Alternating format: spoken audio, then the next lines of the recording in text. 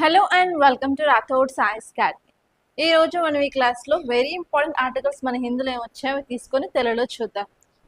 Okay, first title చదవగానే మనం identify చేయాల్సిన keyword ఏంటి, కీవర్డ్ని ఎలా సిలబస్లోకి ప్లేస్ చేసుకోవాలి అండ్ చూడాల్సిన డైమెన్షన్స్ ఏంటి, క్వశ్చన్స్ ఎలా వస్తాయి, ఎవ్రీథింగ్ చూద్దాం. ఓకే, ఫస్ట్ ఆర్టికల్ చూసినట్లయితే టైటిల్ వచ్చేసి 9 policemen are sentence to death in Tamil Nadu custodial murder case. ఇక్కడ ఫస్ట్ కీవర్డ్ ఏంటంటే కస్టోడియల్ డెత్ అన్నమాట. ఓకే, మనం ఇంతకుముందు క్లాసెస్లో పోలీస్ కస్టడీ, జ్యుడిషియల్ కస్టడీ గురించి చూసాం కదా. ఇప్పుడు పోలీస్ కస్టడీలోనైనా సరే, మన జ్యుడిషియల్ కస్టడీలోనైనా సరే, ఎవరైనా చనిపోతే అక్యూస్డ్, అది కస్టోడియల్ డెత్ అవుతుందన్నమాట. రీసెంట్గా కస్టోడియల్ డెత్ అనేది తమిళనాడులో జరిగింది. అండ్ అక్కడ ఆ కస్టోడియల్ డెత్ జరిగిన దగ్గర ఉన్న 9 పోలీస్మెన్స్కి ఊరి శిక్ష అనేది వేశారనమాట. అందుకే ఇది న్యూస్లో ఉంది. సో ఇక్కడ మనం చూడాల్సింది ఏంటంటే కస్టోడియల్ డెత్. కస్టోడియల్ డెత్ అంటే ఏంటి, ఎందుకు జరుగుతుంది, ఇవి జరగకుండా గవర్నమెంట్ ఎలాంటి మెషర్స్ తీసుకుంది అని చూడాలి. అంతేకాకుండా మనం డెత్ సెంటెన్స్ గురించి కూడా చూడాలి. సో డెత్ సెంటెన్స్ మనం pardoning powers of governor president దగ్గర చూస్తాం కదా, అవి ఒక్కసారి రివైజ్ చేసుకుంటే సరిపోతుంది. అండ్ రీసెంట్గా మనం ఆ టాపిక్ని కూడా చదువుకున్నాం కాబట్టి దాని మీద నేను ఫోకస్ చేయట్లేదు, ఓన్లీ కస్టోడియల్ డెత్ మీద ఫోకస్ చేస్తున్నాను. ఇది పాలిటీలో చాలా ఇంపార్టెంట్. అసలు కస్టోడియల్ డెత్ అంటే ఏం లేదు, ఎవరైనా అక్యూజ్డ్ ఐదర్ పోలీస్ కస్టడీలో కానీ జ్యుడిషియల్ కస్టడీలో కానీ చనిపోతే దాన్ని కస్టోడియల్ డెత్ అంటారు.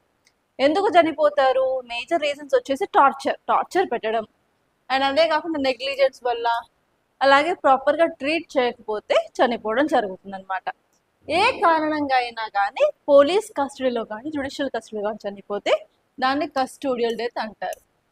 రీజన్స్ ఏంటి అంటే ఫస్ట్ వచ్చేసి ఎక్సెసివ్ ఫోర్స్ అండ్ టార్చర్, ఫిజికల్గా అబ్యూజ్ చేయడం. మీరు జైబీ మూవీ చూసినట్లయితే అందులో పోలీస్ కస్టడీలో చనిపోవడం జరుగుతుంది. సో ఎంత టార్చర్ పెడతారు, ఈవెన్ కళ్ళల్లో కారం పొడేస్తారు, బోన్స్ విరిగేటట్టు కొట్టడం అలా.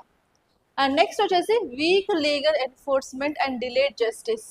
చాలాసార్లు ఇంజురీస్ అయినప్పటికీ కూడా ప్రాపర్గా ట్రీట్మెంట్ ఇవ్వకుండా, అండ్ ఈవెన్ కొన్నిసార్లు మనకి ఏమవుతుందంటే ఎన్ఫోర్స్మెంట్, ఇంప్లిమెంటేషన్ ఆఫ్ లా అనేది చాలా లేట్గా జరుగుతుంది, దానివల్ల కూడా చనిపోయే ఛాన్సెస్ ఉంటాయి. And lack of independent oversight, most investigation of this custodial death are conduct internally, and even minimum external checks అనేవి ఉంటాయన్నమాట. దానివల్ల కూడా కస్టోడియల్ డెత్లో ఇన్వాల్వ్ అయిన పోలీస్మెన్కి చాలాసార్లు శిక్ష అనేది పడట్లేదు. ఓకే, ఇక్కడ గవర్నమెంట్ తీసుకున్న స్టెప్స్ ఏంటి అంటే ఫస్ట్ వచ్చేసి జ్యుడిషియల్ స్టెప్. ఈ జ్యుడిషియల్ స్టెప్లో మనం ఎన్ఫోర్స్మెంట్ ఆఫ్ ఆర్టికల్ 21 తీసుకోవాలి. ఆర్టికల్ 21 అంటే ఏంటి? Right to life and personal liberty కదా. సో డీకే బసు కేసులో సుప్రీం కోర్ట్ కొన్ని గైడ్ లైన్స్ ఇచ్చింది related to prevention of custodial torture. Custodial torture పెట్టకూడదు అని చెప్పి supreme court DD Basu guidelines ఇచ్చిందనమాట. డీకే బస్సు. అండ్ నెక్స్ట్ వచ్చేసి లీగల్ సేఫ్ గార్డ్. అండ్ మనకి సిఆర్పిసి క్రిమినల్ కోడ్ ప్రకారం సెక్షన్ 176(1)(a)లో judicial enquiries mandated. In case ఏమైనా కస్టోడియల్ డెత్ అయినట్లయితే జ్యుడిషియల్ ఎంక్వైరీ మ్యాండేటెడ్గా ఉండాలి అని చెప్పి కొన్ని లీగల్ సేఫ్ గార్డ్స్ కూడా ఉన్నాయి. అంతేకాకుండా ఇక్కడ కస్టోడియల్ డెత్ అవుతుంది అంటే హ్యూమన్ రైట్స్ వయలేషన్ అవుతున్నట్టే కదా. సో మనకి నేషనల్ లెవెల్లో నేషనల్ హ్యూమన్ రైట్స్ కమిషన్ ఉంది, అండ్ స్టేట్ లెవెల్లో స్టేట్ హ్యూమన్ రైట్స్ కమిషన్ కూడా ఉంది. ఈ బాడీస్ మానిటర్ చేస్తాయి, ఇన్వెస్టిగేషన్ చేస్తాయి, and even they will recommend to take action on this custodial death కూడా అనమాట. అండ్ అంతేకాకుండా మనం పోలీస్లో కూడా కొన్ని రీఫార్మ్స్ తీసుకొచ్చాము. ఎగ్జాంపుల్ వచ్చేసి modernisation of police forces. And అంతేకాకుండా కొంతవరకు టెక్నాలజీని యూజ్ చేసి వీటిని కంట్రోల్ చేయాలి అనుకున్నాము. Like CCTV installations in police stations, and even body cameras, and even మనకు ఒక యాప్ ఉంది ఈ సాక్షా యాప్ అని చెప్పి, ఇది రియల్ టైమ్ ఎవిడెన్స్ కలెక్షన్ని మానిటర్ చేస్తూ ఉంటుంది అనమాట. సో ఇలా డిఫరెంట్ థింగ్స్ యూజ్ చేసి మనం ఈ కస్టోడియల్ డెత్స్ని కంట్రోల్ చేయడానికి మనం ట్రై చేస్తున్నాము. అండ్ నెక్స్ట్ ఆర్టికల్ చూసుకున్నట్లయితే 518 out of 697 lakes in Jammu and Kashmir either vanished or shrunk. CAG report. ఇక్కడ మనం ఈ టైటిల్ చూడగానే మనకి CAG గురించి మన సిలబస్లో ఉంటుంది పాలిటీలో. సో క్యాగ్ మీద చాలాసార్లు యూపీఎస్సి ప్రిలిమ్స్ క్వశ్చన్స్ అడిగింది కాబట్టి so CAG is very important అనమాట. సో కంపల్సరీ మీరు ఆ క్యాగ్ గురించి తెలుసుకోవాలి. సో లక్ష్మీకాంత్ ఒక్కసారి ఓపెన్ చేసి దాని గురించి డీటెయిల్స్ అయితే చూడండి. అండ్ నెక్స్ట్ వచ్చేసి ఈ లేక్స్ గురించి మాట్లాడుతుంది కాబట్టి ఈ టాపిక్ వచ్చేసి ఎన్వైర్న్మెంట్ అండ్ ఈకాలజీలో వెట్లాండ్స్లో చాలా ఇంపార్టెంట్. అండ్ వెట్లాండ్స్ మీద చాలా సార్లు క్వశ్చన్స్ అయితే వచ్చాయి. లైక్ రామ్సర్ వెట్లాండ్ సైట్స్ అని, మాంట్రాక్స్ రికార్డ్ అని, అసలు వెట్లాండ్స్ అంటే ఏంటి, examples of wetlands and in which state అని చెప్పి డిఫరెంట్ టైప్స్ ఆఫ్ క్వశ్చన్స్ అయితే మీకు ఎన్వైర్న్మెంట్ అండ్ ఈకాలజీలో వచ్చాయి. ఒకసారి ఈ వెట్లాండ్స్ గురించి క్లియర్గా చూసుకోండి. అండ్ దాని మీద ఈ ఇయర్లో క్వశ్చన్ వచ్చే ఛాన్స్ అయితే ఉందన్నమాట. ఓకే, కంటెక్స్ట్ చూసుకున్నట్లయితే క్యాగ్ ఫుల్ ఫామ్ ఏంటి? Controller and auditor general of India ఒక రిపోర్ట్ అయితే రిలీజ్ చేసింది. ఆ రిపోర్ట్ టైటిల్ ఏంటంటే conservation and management of lakes in Jammu and Kashmir అనమాట. దీని యొక్క టైటిల్ ఏంటి? Conservation and management of lakes in Jammu and Kashmir. ఇది ఏం హైలైట్ చేస్తుంది అంటే మన ఇండియాలో చాలా ఎకలాజికల్ క్రైసిస్ ఉంది అని చెప్పి రిపోర్ట్ చెప్తుంది. ఓకే, డేటా చూసినట్లయితే జమ్మూ అండ్ కాశ్మీర్లో అరౌండ్ 697 లేక్స్ సర్వే చేశారు. ఆ సర్వేలో 518 లేక్స్ అంటే అరౌండ్ 74% అవన్నీ వ్యానిష్ అయిపోయాయి, అంటే కనిపించకుండా పోయాయి కంప్లీట్గా అని చెప్తున్నారు. అండ్ 315 లేక్స్ అయితే డిసపియర్డ్ అయ్యాయి ఎంటైర్లీ. అండ్ నెక్స్ట్ వచ్చేసి 203 లేక్స్ అనేవి ష్రంక్ అవుతున్నాయి, అంటే రెడ్యూసింగ్ ఇన్ దయర్ సైజ్ అని చెప్పి. అండ్ టోటల్గా చాలా హెక్టేర్స్ ఆఫ్ వెట్లాండ్స్ అనేవి కనుమరుగవుతున్నాయి ఈ యొక్క జమ్మూ అండ్ కాశ్మీర్లో అని చెప్పడం జరిగింది అనమాట. దీని వెనకాల రీజన్స్ ఏం చెప్పింది ఆ రిపోర్ట్ అంటే uncontrolled land use change, especially lake beds కానివ్వండి, క్యాచ్మెంట్ ఏరియాస్ని కానివ్వండి, like we are not using properly. చాలా వరకు ఆ ఏరియాస్ని అగ్రికల్చర్ కన్వర్ట్ చేయడం కానీ, డెవలప్మెంట్ చేయడం కానీ, అర్బన్ ఎక్స్పాన్షన్ కానీ, హార్టికల్చర్ కానీ, ఎన్క్రోచ్మెంట్స్ కానీ అక్కడ జరుగుతున్నాయి. అండ్ సెకండ్ ఇంపార్టెంట్ రీజన్ వచ్చేసి డీఫారెస్ట్రేషన్ అవుతుంది అని చెప్పి. అండ్ ఈవెన్ థర్డ్ రీజన్ వచ్చేసి క్లైమేట్ చేంజ్ వల్ల మనకి రెయిన్ఫాల్ మీద ఎఫెక్ట్ ఉండడం వల్ల మనకు ప్రాపర్గా రెయిన్ఫాల్ రావట్లేదు. దానివల్ల కూడా మన దగ్గర ఉన్న ల్యాండ్ సర్ఫేస్ మీద ఉన్న వాటర్ క్వాంటిటీ అనేది తగ్గిపోతుంది అని చెప్పారు. అండ్ నెక్స్ట్ వచ్చేసి ఈవెన్ క్లైమేట్ చేంజ్ వల్ల హీట్ ఎక్కువ ఉండడం వల్ల రేట్ ఆఫ్ ఇవాపరేషన్ కూడా పెరుగుతుంది అని చెప్పారు. అండ్ ఫ్రాగ్మెంటెడ్ గవర్నెన్స్ ఉంది, ప్రాపర్గా agriculture, revenue, housing and urban development అనేవి ప్రాపర్గా మేనేజ్ చేయట్లేవు ఈ లేక్స్ని అని చెప్పాయి. అంతేకాకుండా మనం ఏవైతే కన్జర్వేషన్ ప్రోగ్రామ్స్ తీసుకొచ్చామో అవి ప్రాపర్గా ఇంప్లిమెంట్ అవ్వట్లేదు. ఎస్పెషలీ సీవేజ్ ట్రీట్మెంట్ ప్లాంట్స్ సరిగా ఫంక్షన్ చేయట్లేవు. అండ్ సీవేజ్ అంతటానికి వాటర్లోకి రిలీజ్ చేయడము, ఓకే, అలా కూడా మనకి ప్రాబ్లమ్స్ అనేవి కనిపిస్తున్నాయి. ఈవెన్ దాల్ లేక్లో కూడా ఆ ప్రాబ్లం ఉంది అని చెప్పి ఈ ఆర్టికల్ చెప్తుంది అనమాట. ఓకే, మరి ఈ రిపోర్ట్ ఏం రికమెండ్ చేసింది ఆర్ వే ఫార్వర్డ్ ఏంటంటే ఫస్ట్ వచ్చేసి ఒక సెంట్రలైజ్డ్ అండ్ స్పెషలైజ్డ్ అథారిటీని ఎస్టాబ్లిష్ చేయండి. అండ్ ఈ అథారిటీకి legal powers and proper dedicated powers అనేది ఇచ్చినట్లయితే మనం కన్జర్వేషన్ ఆఫ్ లేక్స్ చేయొచ్చు అని చెప్తుంది. అండ్ నెక్స్ట్ వచ్చేసి మల్టీ డిసిప్లినరీ ఎక్స్పర్ట్స్ని మనం డిప్లాయ్ చేసుకోవాలి. Like experts in environment, experts in hydrology, experts in waste management, engineers, wetland ecologist అందరిని తీసుకొచ్చేసి ప్రాపర్గా మనం ఆ ఏరియాని డెవలప్మెంట్ అనేది చేయాలి అని చెప్పారు. అంతేకాకుండా అర్జెంట్గా మనం కొన్ని మెషర్స్ తీసుకోకపోతే మాత్రం డీగ్రేడేషన్ని ఆపలేము అని చెప్తున్నారు. అంతేకాకుండా మనకు చాలా టెక్నాలజీ ఉంది కదా, మనం శాటిలైట్స్ పంపిస్తున్నాము, శాటిలైట్స్ని కూడా ప్రాపర్గా యూజ్ చేసుకొని ప్రాపర్గా ఎక్కడెక్కడ ఎన్క్రోచ్మెంట్స్ దెబ్బతింటున్నాయని చెప్పి వాటి మీద ఎక్కువ ఫోకస్ చేయాలి అని చెప్పి ఈ రిపోర్ట్ చెప్పడం జరిగిందనమాట. ఇది చాలా చాలా important topic from environment and ecology. దీని మీద mains question and prelims question రెండు వచ్చే ఛాన్సెస్ ఉన్నాయి. సో ప్లీజ్ బీ ఫోకస్డ్ అనమాట. ఓకే, నెక్స్ట్ ఆర్టికల్ చూసుకున్నట్లయితే RS chairman Lok Sabha speaker rejects opposition notice seeking CEC removal. ఇది చాలా ఇంపార్టెంట్ టాపిక్ అండ్ ఆల్రెడీ ఈ టాపిక్ మనం చదువుకున్నాము. అండ్ ఈసారి ఎలక్షన్ కమిషన్ ఆఫ్ ఇండియా చాలా ఇంపార్టెంట్ అని చెప్పుకున్నాం కదా, అండ్ దాని మీద క్వశ్చన్ వచ్చే ఛాన్స్ ఉంది. సో మీరు చూడాల్సింది ఏంటి అంటే election commission of India constitution body అయితే విచ్ ఆర్టికల్స్, అండ్ నెక్స్ట్ వచ్చేసి election commissioner and even chief election commissioners గురించి చదువుకోవాలి. what is their eligibility criteria, who will appoint them, what is their tenure, what are their roles and responsibilities, everything అనమాట. ఎందుకంటే because of SIR and because of elections in other states upcoming మనకి elections ఉన్నాయి కదా 4 states అని ఒక యూటీలో. So అందుకని ఈసారి election commission of India will become very very important. And మీరు యూపీఎస్సీలో పీవైక్యూస్ చూసినట్లయితే చాలాసార్లు questions election commission of India గురించి వచ్చాయి. కాబట్టి ఇది రిపీటెడ్ థీమ్, మనకి చాలా ఆర్టికల్స్ న్యూస్లో ఉన్నాయి కాబట్టి we can expect a question for sure అనమాట. ఓకే, ఇప్పుడు మనం ఈ ఆర్టికల్ గురించి చూస్తే రాజ్యసభలోని చైర్మన్ అలాగే లోక్సభలోని స్పీకర్ ఇద్దరు అపోజిషన్ పార్టీ ఒక నోటీస్ తీసుకొచ్చింది. ఆ నోటీస్ ఏంటంటే సిఈసిని రిమూవ్ చేయాలని చెప్పి. వీళ్ళిద్దరు ఏం చేశారు, ఆ నోటీస్ని తిరస్కరించారు, రిజెక్ట్ చేశారనమాట. ఓకే, అందుకే ఇది న్యూస్లో ఉంది. సో ఇక్కడ మీరు ఏం చేయాలి అంటే సిఈసి ఒక రిమూవల్ ప్రాసెస్ గురించి తెలుసుకోవాలి. ఓకే, ఇప్పుడు ఉన్న టైటిల్ మీదనే మీకు స్టేట్మెంట్ వచ్చే ఛాన్స్ ఉందన్నమాట.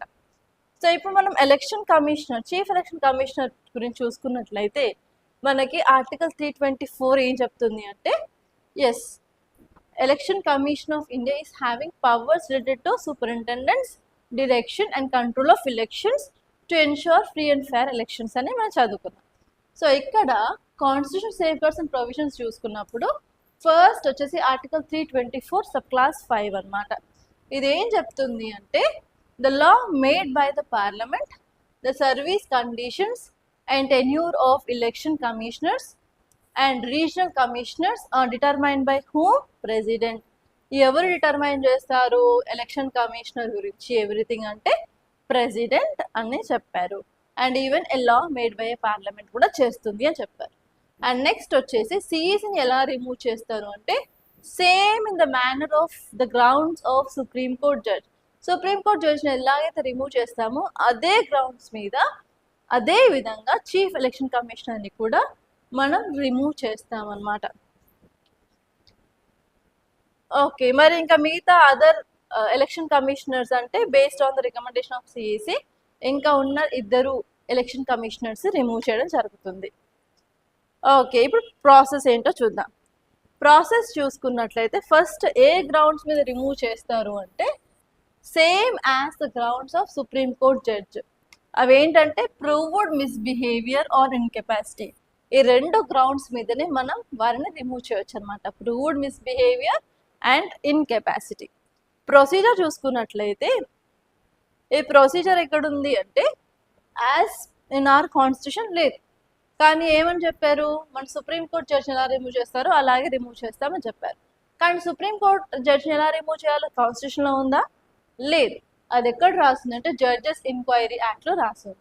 మనము సిఈసిని రిమూవ్ చేయడానికి కూడా సేమ్ జడ్జెస్ ఎంక్వైరీ యాక్ట్లో సుప్రీంకోర్టు జడ్జిని ఎలా రిమూవ్ చేస్తారని ముందు సేమ్ అదే మనం ఇక్కడ సిఈసిని రిమూవ్ చేయడానికి కూడా వాడతాం అన్నమాట.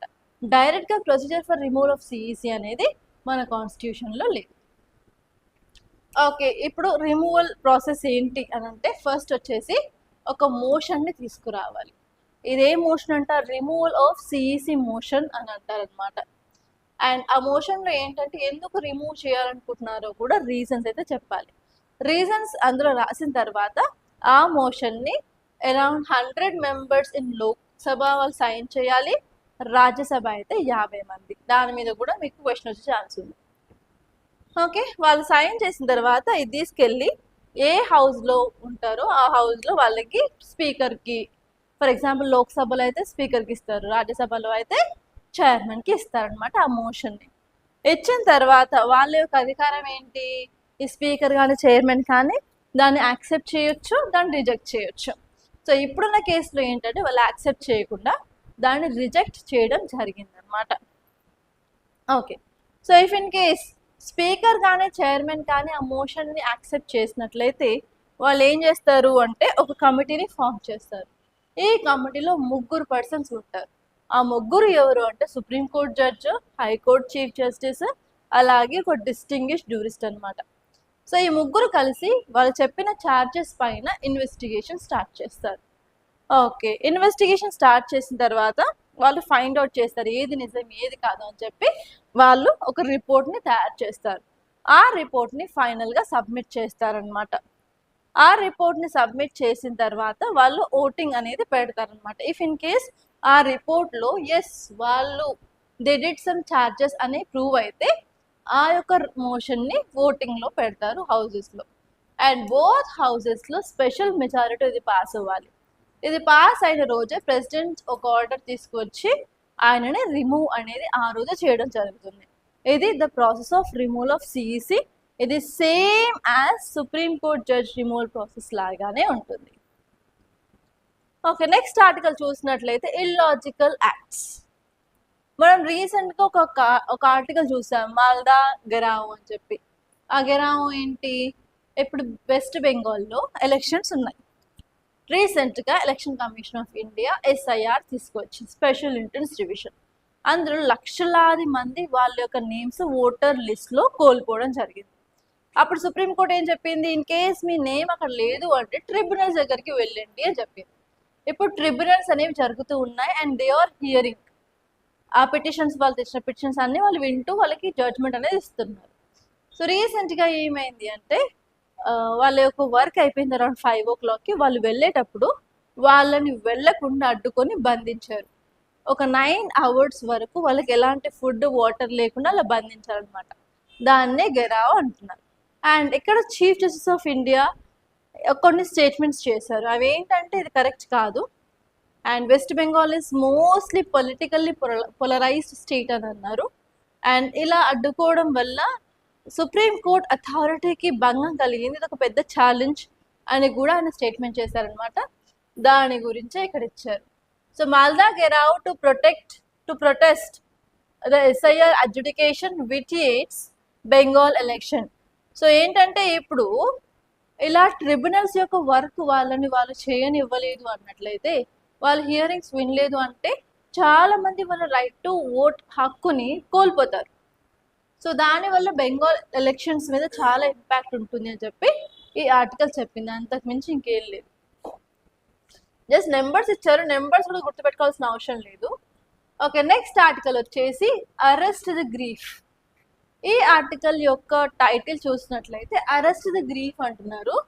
సో ఇక్కడ చూసుకున్నట్లయితే livelihood issues are at the heart of illegal sand mining in central India. Very very important. మనకి మేజర్ ప్రాబ్లం ఏంటంటే శాండ్ మైనింగ్, దట్టు ఇల్లీగల్గా జరుగుతుంది. సో మనకి శాండ్ ఎక్కడ ఉంటుంది, మనకి రివర్స్ ఉన్నాయనుకోండి ఇలా, ఓకే రివర్స్ ఇలా ఫ్లో అవుతున్నాయి.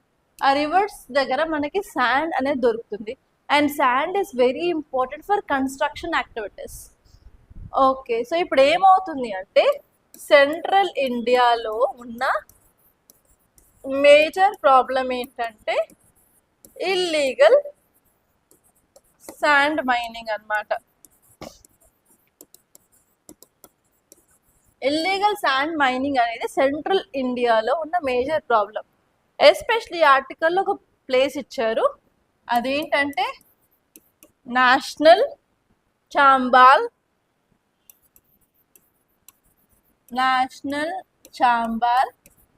ఘరియాల్ శాంక్చురీ అన్నమాట. ఈ శాంక్చురీలో గవర్నమెంట్ ఏం చేస్తుంది అంటే ఘరియాల్స్ని ప్రొటెక్ట్ చేస్తుంది. ఘరియాల్స్ అనేవి ఫ్రెష్ వాటర్ క్రోకోడైల్స్ అన్నమాట. ఓకే, అక్కడ మన గవర్నమెంట్ ఏం చేస్తుంది అంటే ఈ ఘరియాల్స్ని ప్రొటెక్ట్ చేయడానికి ట్రై చేస్తుంది. కానీ ఇంకొక సైడ్ ఏమో ఇల్లీగల్ శాండ్ మైనింగ్ ఆ ఏరియాలో జరగడం వల్ల ప్రాపర్గా అక్కడ కన్జర్వేషన్ యాక్టివిటీస్ అనేవి వెళ్ళట్లేదు అనమాట. అందుకే ఇది న్యూస్లో ఉంది. అండ్ ఇల్లీగల్ శాండ్ మైనింగ్ గురించి 2019లో ఒక ప్రిలిమ్స్ బేస్డ్ క్వశ్చన్ వచ్చింది. ఇల్లీగల్ శాండ్ మైనింగ్ వల్ల ఎలాంటి ఇంపాక్ట్స్ మన ఎన్వైరన్మెంట్ మీద ఉంటాయని చెప్పి. సో అందుకని ఈ టాపిక్ చాలా ఇంపార్టెంట్. అండ్ UPSC ప్రిలిమ్స్లో చాలా సార్లు ఈ ఘరియాల్స్ గురించి క్వశ్చన్ అయితే అడిగారు అనమాట. ఓకే, ఇప్పుడు చూసుకున్నట్లయితే ఈ ఆర్టికల్ ఏం చెప్తుంది అంటే సుప్రీం కోర్ట్ March 13, 2026న డిసైడ్ చేసుకుంది ఏంటి అంటే ఈ యొక్క ఫ్రెగైల్ లోటిక్ ఎకోసిస్టమ్ని కాపాడాలి అని చెప్పి. మనకి environment and ఈకాలజీలో lotic and lentic 2 పదాలు వస్తాయి. ఈ లోటిక్ అండ్ లెంటిక్ ఏంటంటే అక్వాటిక్ ఈకోసిస్టమ్స్కి సంబంధించింది. ఓకే, మీరు ఎన్వైర్న్మెంట్ అండ్ ఈకాలజీలో అక్వాటిక్ ఈకోసిస్టమ్స్ అని చూస్తారు. అందులో మనకు 2 టైప్స్ ఉంటాయి, లోటెక్ అండ్ లెంటిక్. లోటెక్ అంటే moving water related, and lentic అంటే స్టాటిక్ వాటర్. స్టాటిక్ అంటే వాటర్ మూవ్ అవ్వకుండా ఎక్కడ ఉంటాయి, పాండ్స్ కానీ లేక్స్ కానీ మనం మాట్లాడినప్పుడు లెంటిక్ అని అంటాము. రివర్స్, స్ట్రీమ్స్, కాలువల గురించి మాట్లాడినప్పుడు మాత్రం లోటిక్ అంటాం. సో అక్కడ ఏమైంది అంటే ఈ lotic ecosystem especially national Chambal sanctuary దగ్గర వాళ్ళు ప్రొటెక్ట్ చేయాలని చెప్పి సుప్రీం కోర్ట్ డిసైడ్ అయింది అని చెప్పి March 13 కొన్ని ఆర్టికల్స్ వచ్చాయి. అండ్ ఈ శాంక్చురీ ఎక్కడ ఉంటుంది అంటే ట్రై జంక్షన్, 3 స్టేట్ల ట్రై జంక్షన్లో ఉంటుంది. అది ఎక్కడ అంటే Rajasthan, Madhya Pradesh and UP. Rajasthan, Madhya Pradesh and UP మధ్యలో ఉంటుంది అనమాట.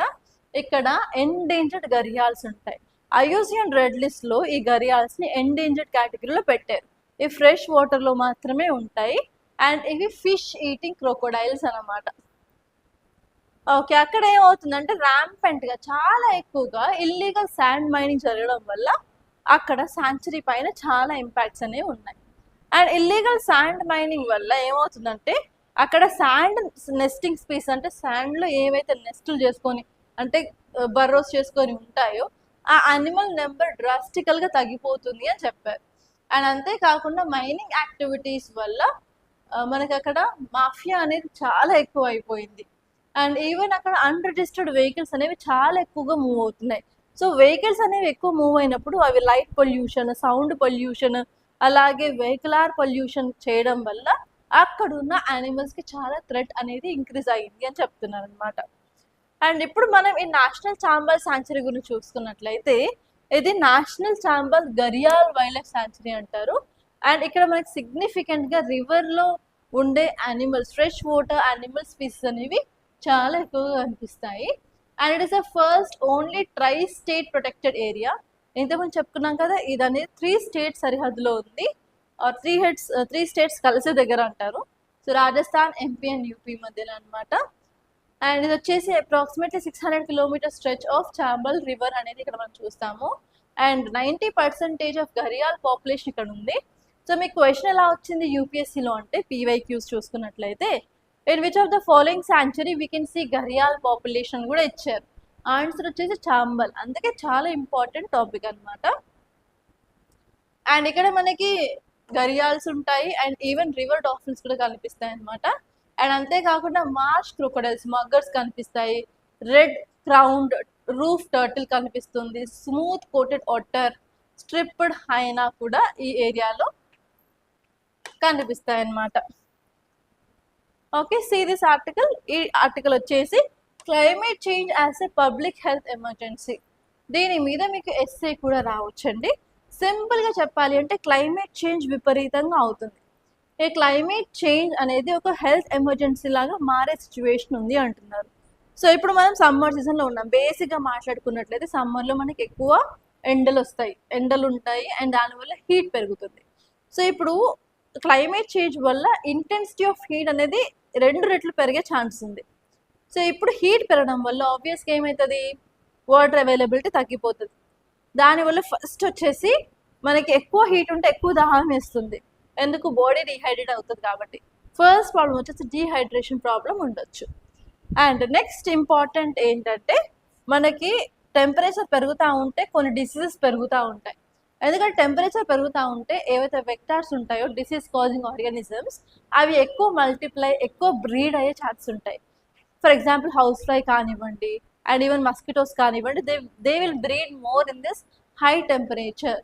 కాబట్టి మస్కిటో బాండ్ డిసీజెస్ కానీ హౌస్ ఫ్లై బాండ్ డిసీజెస్ కానీ ఎక్కువ అయ్యే ఛాన్స్ ఉంటాయి. దానివల్ల ఎస్పెషలీ టైఫాయిడ్,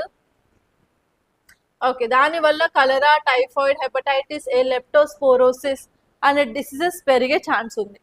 అండ్ అంతేకాకుండా వెరీ ఇంపార్టెంట్ ఏంటంటే మలేరియా కూడా దోమకాటు వల్ల వస్తుంది. ఎస్పెషల్లీ ఫీమేల్ యానోఫిలస్ మస్కిటో కరిస్తే మనకి ఈ యొక్క మలేరియా వస్తుంది. సో మలేరియా ఛాన్సెస్ కూడా పెరిగే ఎక్కువ ఉంది అని చెప్తున్నారు.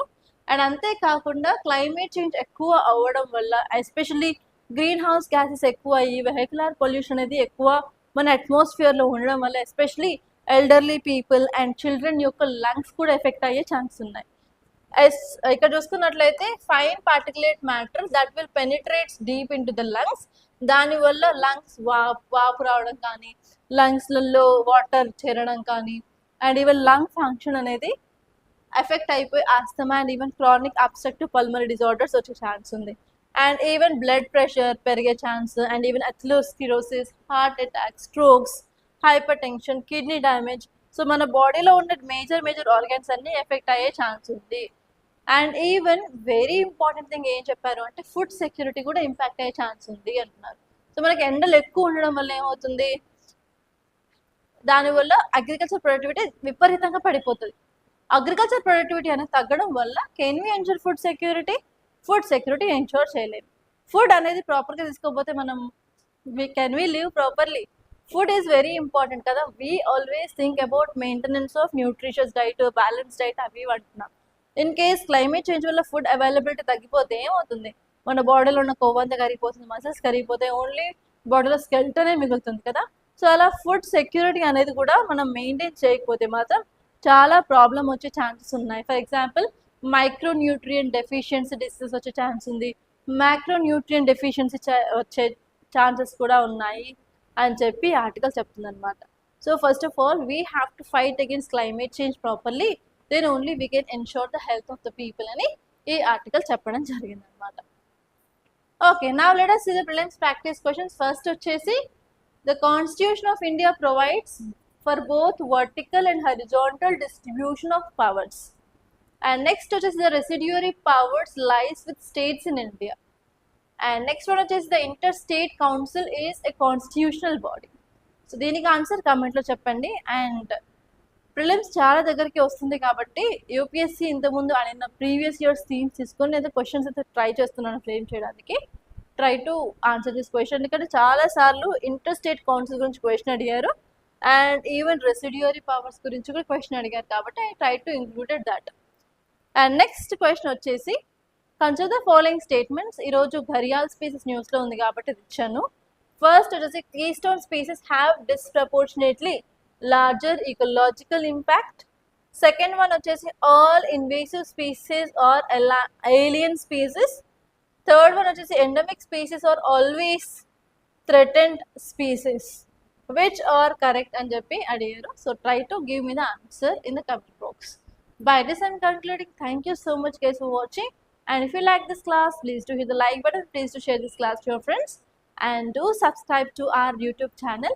And మన ఛానల్ ద్వారా చాలా అప్డేట్స్ అయితే మీకు ఇవ్వడానికి ట్రై చేస్తున్నాను. ఇంతవరకు మీరు సబ్స్క్రైబ్ చేసుకోలేదు అంటే please to subscribe, and you can share this channel to your friends also. Thank you so much guys.